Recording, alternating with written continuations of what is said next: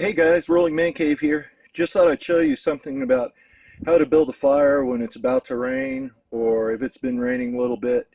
If you got a few coals left over from the morning, um, what you want to do is bury down a bunch of twigs on top of it and then stack larger and larger logs and build a good sized mound, because each extra piece of wood you put on the fire, it protects from the rain getting down into the coals at the very bottom.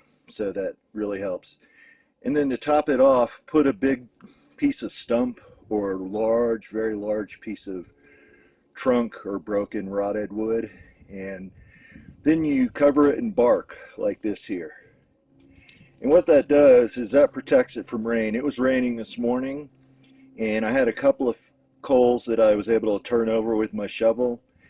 And what I did is I loaded it up like I described, and then you put a roof of bark over the top, and then it rained some more, but the all the wood underneath was protected. And it's supposed to rain later today, so I'm trying to get a good fire going before the heavier rain starts in about an hour or so.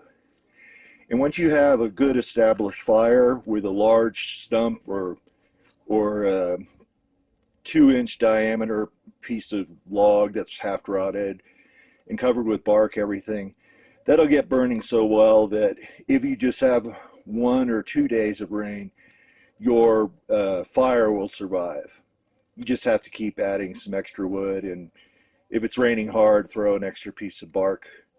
Peel off a pine. Ponderosa pine makes excellent bark for covering fires with. And then you'll have fire so you can heat your meals and whatnot. Especially since, you know, I run off solar completely, so all my appliances inside are electric. So if it rains for several days, it's nice having a fire on standby to be able to cook and have hot meals, especially when it's cold at these higher elevations. I'm at about 7,000 feet. Anyway, just a little tip that you might find useful. You guys take care, and we'll talk to you in the next video.